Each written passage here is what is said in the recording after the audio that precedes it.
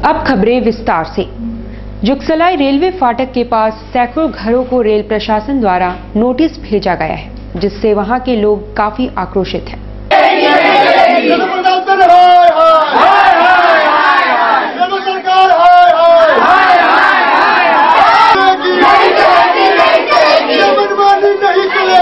जुगसलाई फाटक के पास सैकड़ों घरों को रेल प्रशासन द्वारा अवैध घोषित करते हुए नोटिस भेजा गया है। उन्हें रेल प्रशासन द्वारा 7 दिनों का अल्टीमेटम भी दिया गया है। इससे बरसों से वहां रहने वाले लोग आक्रोश में आ गए हैं। उन्होंने काफी हंगामा मचाया और रेल मंत्री का पुतला भी फूंका।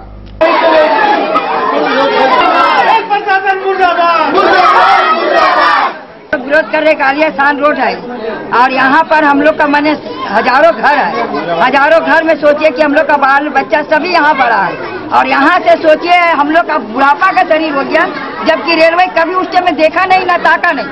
और अब हम लोग को रेलवे बोलता कि यहाँ छोड़ के चलेगा। हम लोग किस लिए छोड़ेंगे? जिंदगी बीत गया यहाँ। बूढ़ा माँ को लेके कहाँ जाएंगे?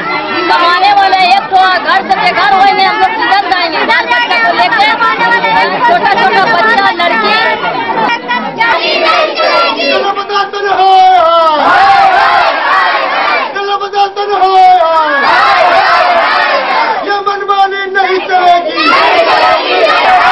Institute of cost accountant of India द्वारा शनिवार को जीएसटी पर 1 दिवसीय सेमिनार सह वर्कशॉप का आयोजन किया गया। मालूम हो कि 1 जुलाई से देश भर में जीएसटी लागू हो जाएगी। केंद्र सरकार इस बात की घोषणा पूर्व में ही कर चुकी है।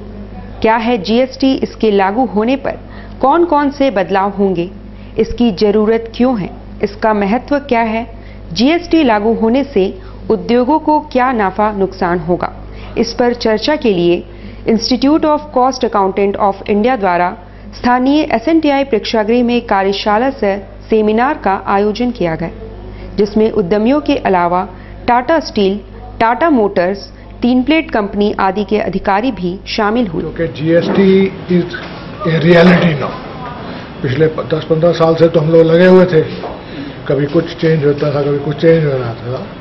Now finance minister has already said that from 1st of July GST will be implemented, and GST Commission or panel has already approved the central rules, the interstate rules, state and center, and union territory, which will go for cabinet approval, and from cabinet approval it will go to the parliament.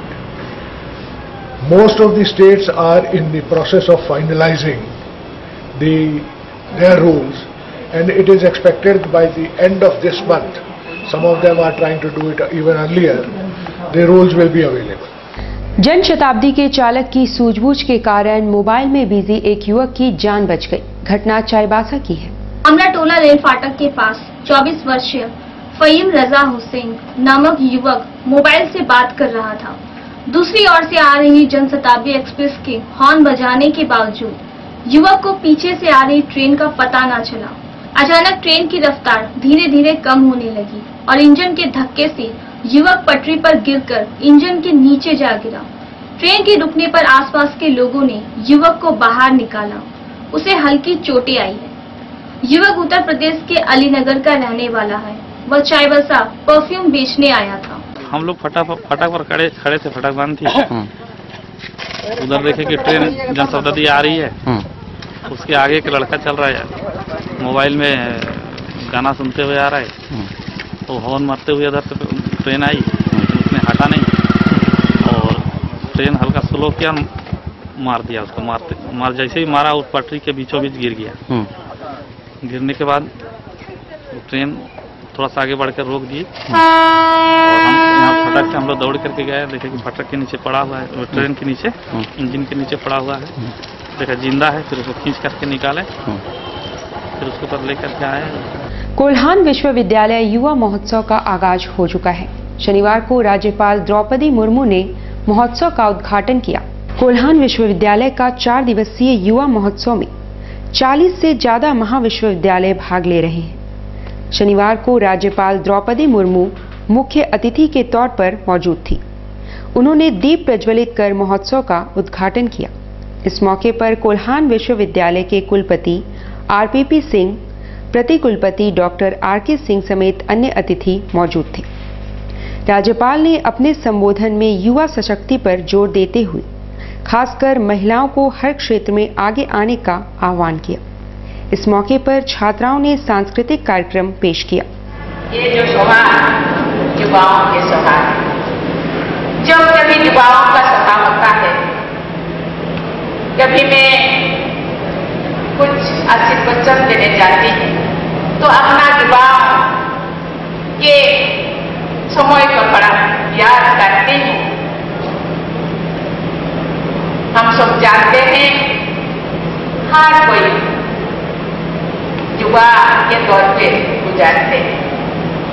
मनुष्य जीवन ये 4 आश्रम होते हुए अपना जिंदगी जीते हैं।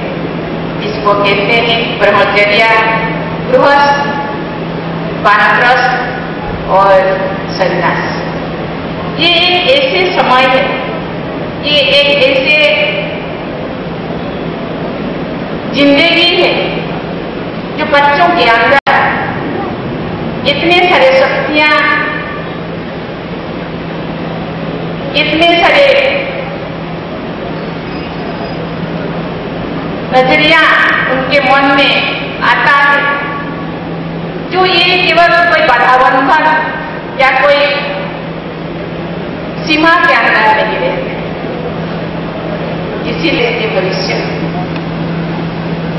ये ऐसे आग है, जुबान ऐसे तूफान है, ऐसे आंधी है।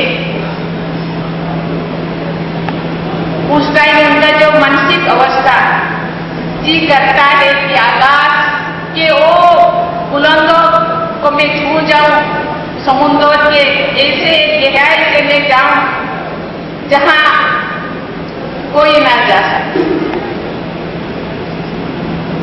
ये ऐसे आग है जहां कोई भी नेगेटिविटी को जलाकर राख कर सके। इधर शराबबंदी पर बहस चल रही है, वहीं दूसरी ओर एक पुलिसकर्मी को वर्दी में नशे में धुत देखकर चर्चा का बाजार गर्म है। लोगों ने पुलिसकर्मी को उठाकर पहले सड़क से दूर किया। उसकी हालत ऐसी थी कि स्कूटी चला नहीं पा रहा था। सूचना पाकर एक पुलिसकर्मी उसे अपने साथ ले गया। हालांकि मीडिया से उसने कुछ भी बोलने से इनकार कर दिया। दारू क्या है? अरे आगे से बाकी कोई नहीं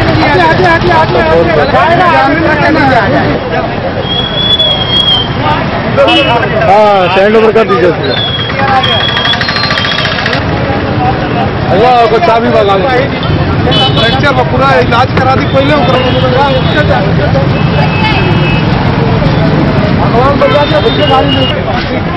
हम ले लीजिए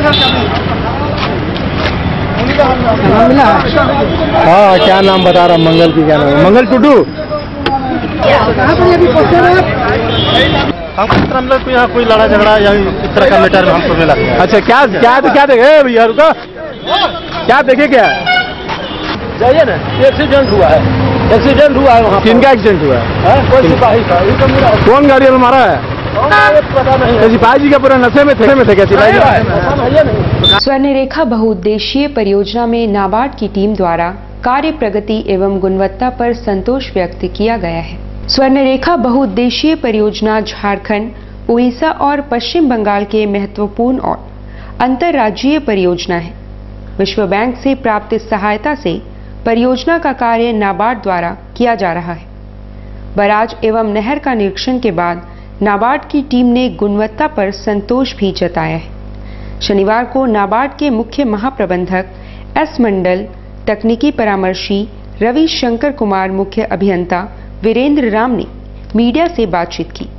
नाबार्ड 1998 से इसको पार्टिसिपेट कर रहा है और RIDF rural infrastructure development fund, वो फंड का अंदर से आपको 378 कोर्स हम लोग स्टेट गवर्नमेंट के दिए हैं, स्टेट शेयर में, और उसको काम करने के लिए।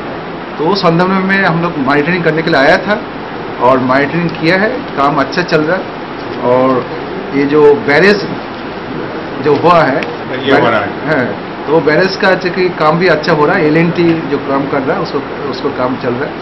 उसके साथ साथ जो काम अभी बाकी है वो बाकी काम कंप्लीट करने के लिए अभी जो भारत सरकार से जो अभी सैंक्शन करके आया है वो भी पूरा 100% नाबार्ड फंड करेगा। उसमें 1892.10 करोड़ नाबार्ड इसको सैंक्शन किया है। उसमें से सेंट्रल गवर्नमेंट शेयर है 1373 करोड़ सेंट्रल गवर्नमेंट शेयर है, और स्टेट गवर्नमेंट जो शेयर है 518.10 करोड़। सो 1378 करोड़ जो सेंट्रल गवर्नमेंट शेयर है, सेंट्रल गवर्नमेंट नाबार्ड से लेके स्टेट गवर्नमेंट को दिया है और देगा। सैंक्शन हो गया, रिलीज होगा।